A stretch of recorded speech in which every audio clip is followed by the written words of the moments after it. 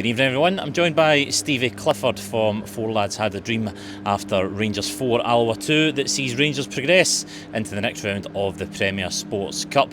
I think progressing was maybe one of the few positives to take out of that today. Mikey Mo, he looked decent. Emmanuel Fernandez getting a goal on his debut, but not particularly comfortable afternoon I think a lot of Rangers fans would have wanted here today. Well, first of all, it's job done. We are through, which was the most important thing. 4 goals, can be pleased at that. But aside of that, there's going to be concerns over the defending, over the style of play at times a bit slow. We seem to, for some reason, think that we're better than we are at times and take our foot off the gas when it really shouldn't be happening. We haven't developed that kind of killer instinct in games, and you've seen that a wee bit during the week when they equalise.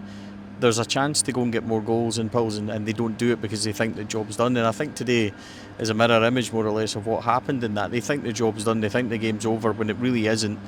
They allow Alloa to come back into it twice, but in fairness to them, they then go and respond. But we're not good enough to be taking those kind of risks in games. We need to be on it at full time. We need to be basically what Russell Martin says. We need to be cleaner on the ball and execute things more positively, especially in attack. But you know, the positives are we're through. We made 10 changes today, so as the manager said, it was never going to be pretty, but I think we all would have liked it to be more comfortable in the end. But job done, even if it wasn't comfortable. I think there's not been comfortable, but I think that first goal was perhaps of the most concern for a lot of fans watching. I mean, it seemed like a comedy of errors at times. Nasser Giga coming out first, he gives the ball away. You've then got Bailey Rice playing an unnatural position, albeit at left back, and then it's pinball in the box. Liam Kelly hits it off Joe Rothwell, who I think it might have been a penalty before that. He maybe has a handball in there, and I don't know if that's symptomatic of a Russell Martin team or if that's something that can be worked out in the future, or is it a case of once there are better players in the position they need to be in, hopefully things like that will just stop happening? Well,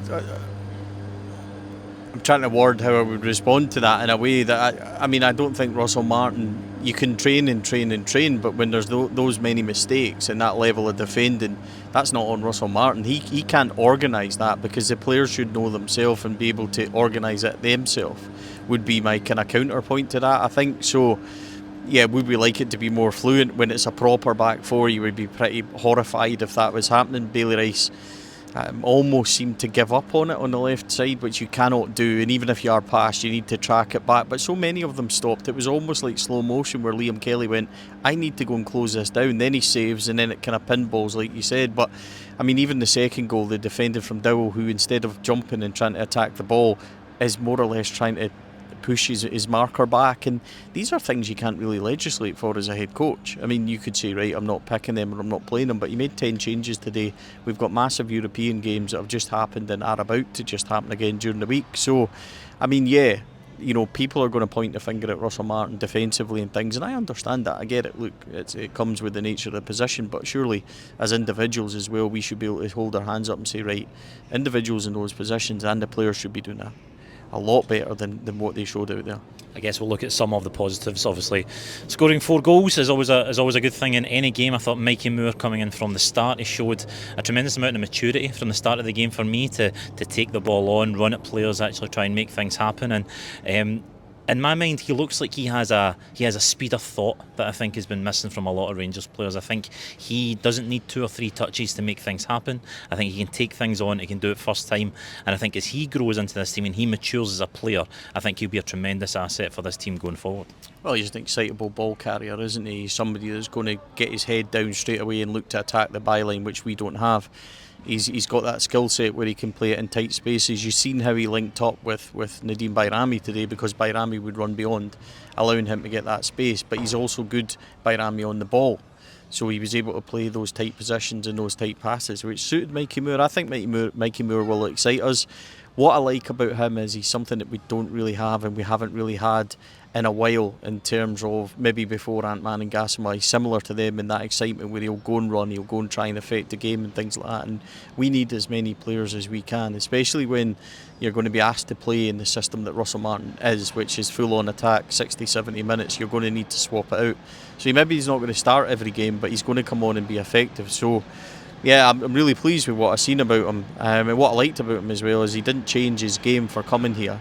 You know, he's a winger. He likes to take players on. He likes to attack. He likes to be involved. He could have had a goal. You know, so that is what I liked. There was no kind of nervousness from him of, you know, I'll knock it about a wee bit. No, it was as soon as he got it, be direct. And we need that. We need ball carriers. We need players that are going to excite us. And we need, more importantly, players that are going to be able to cut open defences and do things in the final third. So as far as a debut goes, and the minutes we saw from him, we saw 65, 70 minutes. I thought it was enough to say that he's going to be one that we can look for in the future to excite us a bit. Talking about players who are direct, Hamza Egeman gets back on the park today.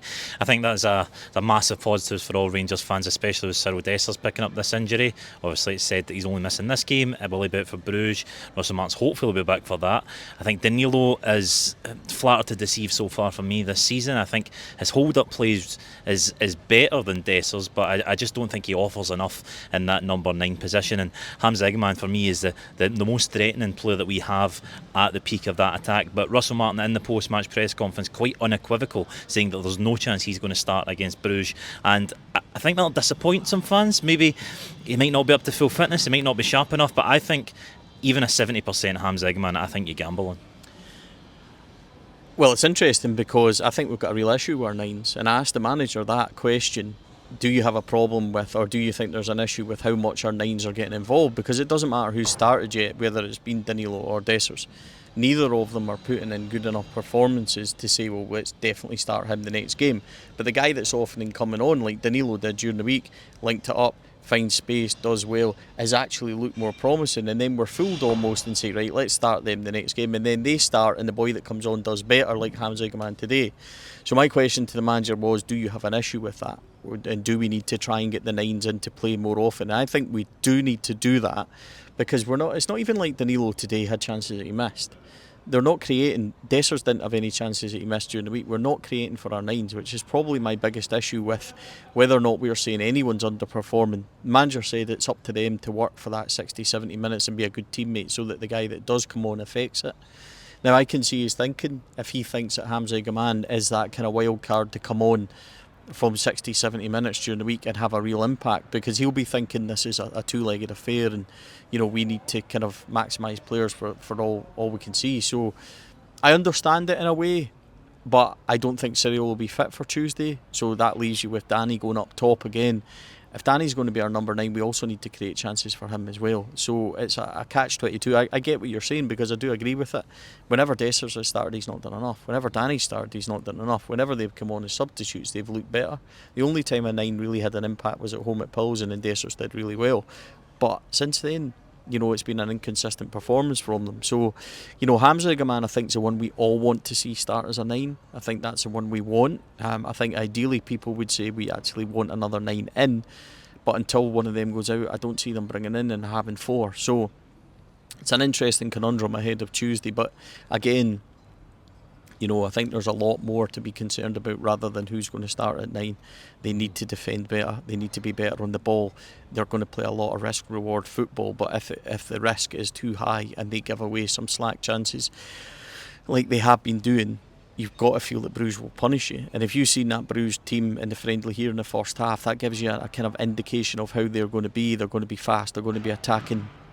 A lot of quality in that, and they can finish. And you know, at 2-0, I think they hit the post. They had a couple that whizzed across the face of goal here at Ibrox, and we had a half team at that point in friendlies. But it gives you an indication, mate, of what they're going to be like.